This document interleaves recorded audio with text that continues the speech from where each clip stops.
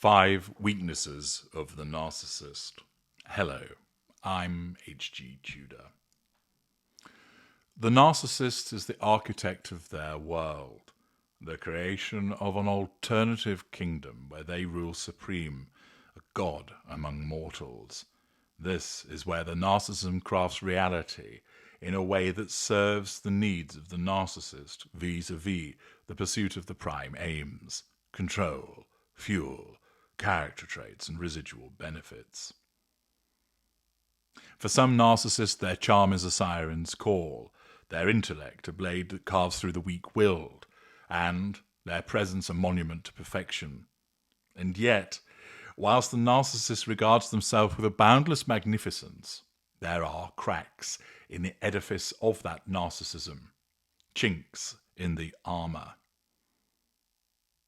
The vast majority of narcissists do not recognize this, for their narcissism blinds them to it. This is the consequence of being an unaware narcissist. However, I have that awareness and am able to impart to you, the curious, the wounded, the seekers of truth, 5 weaknesses of the narcissist. Understand, these are not admissions of defeat, but revelations of the intricate machinery that drives the narcissist, but laid bare for your comprehension. Number 1. The insatiable need for fuel. The narcissist is a ravenous creature, driven by an unquenchable thirst for fuel, the lifeblood of the narcissist's existence. Fuel is the adoration, admiration, fear, anger, upset that you provide. The emotional response to the acts and omissions of the narcissist which sustains the narcissist's godlike self-image. Without it, the narcissist withers. If it disappears in its entirety, the fuel crisis emerges. The narcissist's weakness is a dependence upon you, the unwitting appliance that is there to provide this fuel. You are the mirror that the narcissist demands reflects the grandeur of the narcissist, the audience that is commanded to applaud the performance. But what happens when the mirror cracks or the audience falls silent? This need for fuel is a chain around the neck of the narcissist, although the narcissist doesn't recognize this and therefore is incapable of admitting this. And even where an aware narcissist recognizes it, they will not regard it as such a chain as a consequence of their much more evolved fuel matrices. The fact is, the narcissist cannot exist in isolation. The narcissist requires your reactions to affirm the superiority. The empath, with their boundless compassion, is the preferred source of this fuel, but even the most mundane of individuals will do in a pinch. When you withhold that fuel, when you refuse to react to the provocations by removing yourself, the narcissist begins to falter. The grandiosity will flicker like a dying flame. Starve the narcissist of fuel, and the narcissist is forced to escalate. Charm becomes rage, seduction becomes manipulation, silence becomes desperation. You might regard it as a strength, but in effect it's a slavery to your gaze. You hold the power to deny the narcissist, and in that denial lies the vulnerability and weakness for the narcissist. The fact is, however, that the narcissist will claw, manipulate, and destroy in order to gain that fuel, for without it, the narcissist faces the abyss of their own emptiness, and therefore the narcissism will do its utmost to ensure that the narcissist finds that fuel, be it from you or from others. 2. The fragility of control. Control is the scepter, the shield, the illusion of invincibility, the orchestration of every interaction by the narcissist, weaving a web of influence that ensures that you dance to the narcissist's tune. Yet, beneath this curated illusion lies the fragility of control. The narcissist portrays themselves as an omnipotent deity, whose puppeteers, whose strings can be cut, however. The need for control betrays the narcissist's innate terror of vulnerability, of being exposed as less than perfect. When you criticize, when you challenge, when you defy, when you slip from the grasp of the narcissist, you threaten that need for control. A partner who refuses to comply, a colleague who questions authority, a friend who sees through the charm. These are threats to the narcissist's dominion. The response is predictable. the tightening of grip, the unleashing of fury. Retreat in order to nullify the threat to control. But each act of defiance on the part of that appliance chips away at the illusion. The more that the narcissist strives to control, the more that they might reveal the desperation. You see, for many narcissists, control is not actually power, it is a mask to keep at bay the fear of chaos. To wound the narcissist, you need only assert your autonomy, refuse to bend, refuse to engage, to walk away, and have the knowledge that the constructive world of the narcissist then begins to fray at the edges. But understand, the narcissist will not allow you to go quietly, for the loss of control is a wound to the very core of the narcissist. Number 3, the terror of exposure. A third weakness is the spectre that haunts every narcissist: exposure. The narcissist is the masker of mask-wearing, presenting a flawless exterior to the world, charming, successful, infallible. But beneath this lies a truth that the narcissist must not face, the hollow core of their being. The narcissist is not what they seem, and the fear of being unmasked, subconsciously, drives the narcissist to greater heights of deception. Exposure is the kryptonite, a force that can bring the empire crashing down, and indeed can bring about disengagement.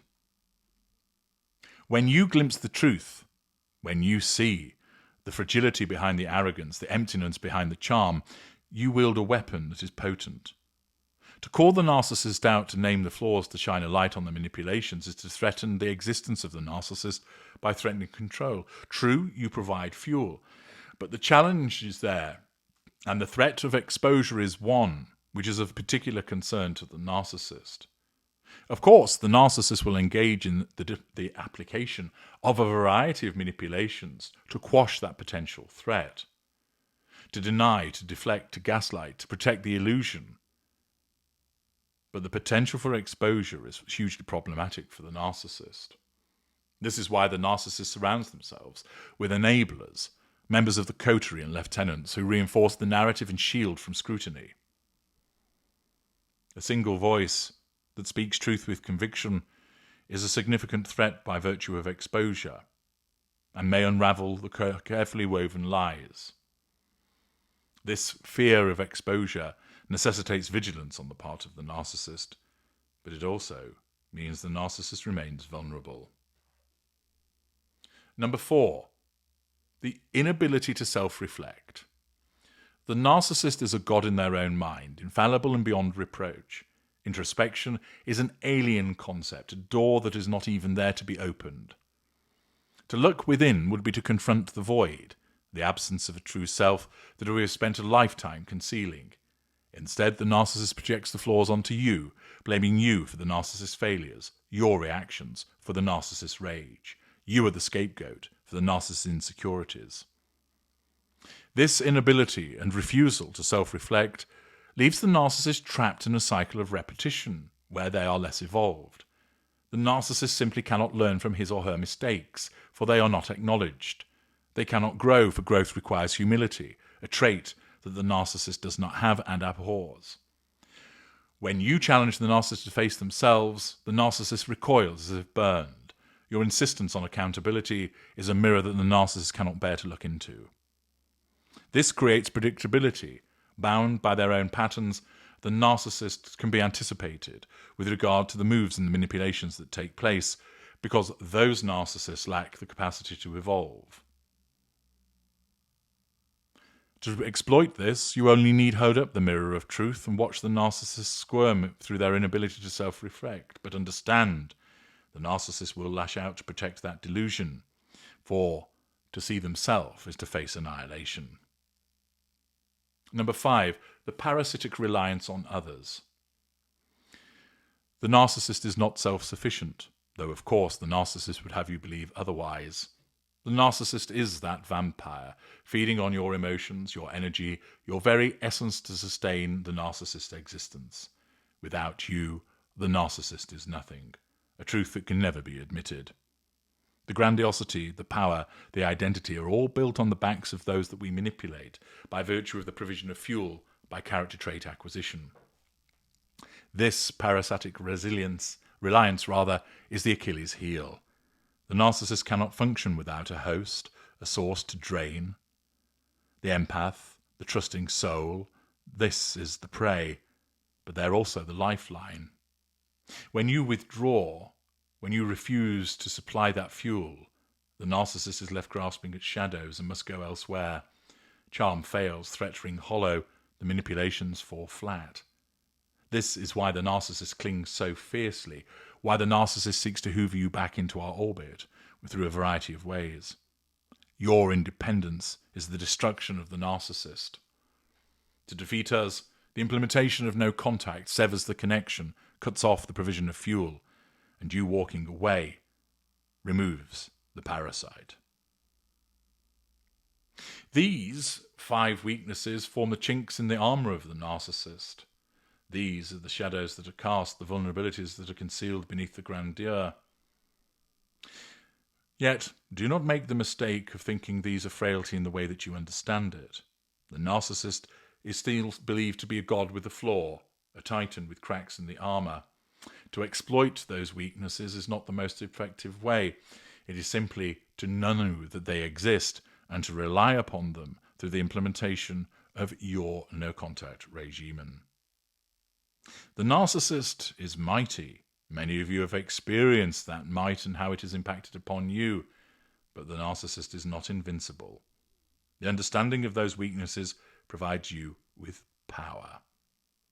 Of course, to engage is to dance with the predator, and the price of misstep is steep.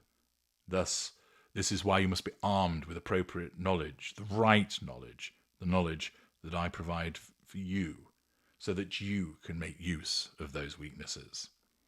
I'm H.G. Tudor. Thank you for listening.